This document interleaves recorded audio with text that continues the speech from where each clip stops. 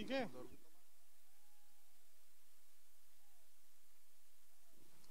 उत्तर प्रदेश मंत्रिमंडल से थोड़ी देर पहले इस्तीफा देने वाले धर्म सिंह सैनी हमारे साथ हैं।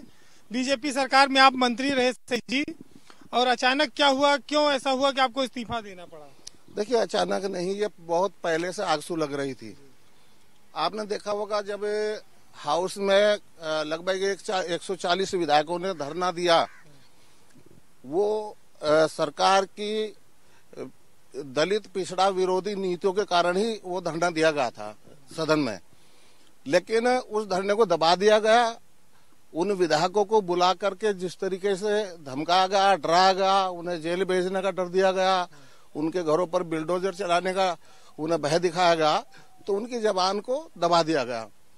लेकिन सब लोग समय का इंतजार कर रहे थे, क्योंकि वो जब ये देख लिया कि किसी भी तरीके से इस सरकार को हम फिलहाल नहीं हटा सकते, तो समय का इंतजार करने लगे।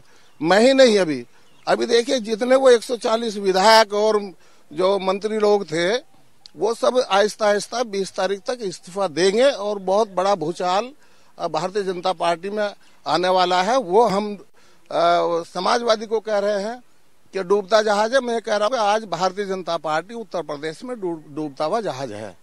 आप तो पहले मायावती सरकार में कैबिनेट मंत्री रहे, फिर आपको यहाँ राज्य मंत्री स्वतंत्र प्रभार बना दिया गया, तो ये सब बातें कभी आपने फोरम पर रखी नहीं? राष्ट्रीय नेतृत्व नहीं, मैंने रखी है, लेकिन हम अपनी औकात का पता चल गया था 6 महीने के अंदर ही कि भारतीय जनता पार्टी में बैकवर्ड दलित के समाज के लोगों के की क्या औकात है। उस औकात का जब पता चल गया तो हमने ज्यादा आवाज बुलंद करने का प्रयास किया। लेकिन मैंने बताया कि उसी माध्यम से उसी बात को लेकर के सदन में धरना दिया गया था सरकार के खिलाफ। सुनवाई नहीं हुई, उनकी आवाज दबा दी गई, और जिस तरह की उन्हें धमकियां दी गई थी, इसलिए वो बेचारे शांत हो गए, समय का इंतजार कर रहे हैं।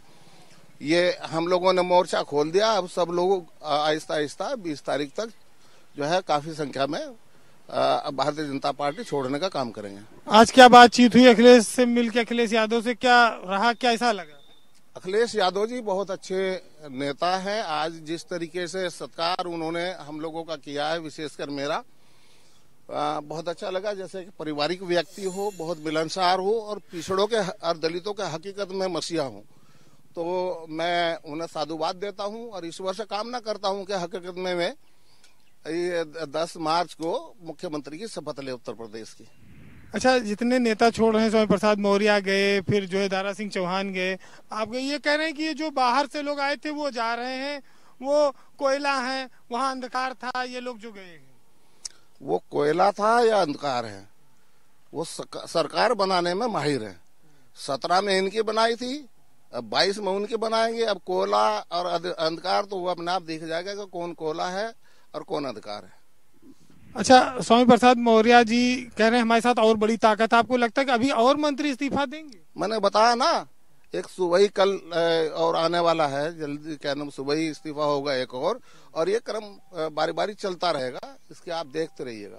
आपको मनाने की कोशिश नहीं की बीजेपी ने? मनाने से क्या, 5 साल हम लोगों का शोषण जिस तरीके से किया गया, आप मनाते रहे, उसे मनाने से क्या लाभ है? सुना दिल्ली से टेलीफोन आ रहे थे, आपको हवाई जहाज लाने के लिए लगाया गया था। हाँ, तो ढूंढा जा रहा था। वो तो प्रयास तो सब किए जाते हैं, लेकिन जब मैंने कहा कि जब तीर से कमान निकल जाता है तो वो वापस नहीं आता।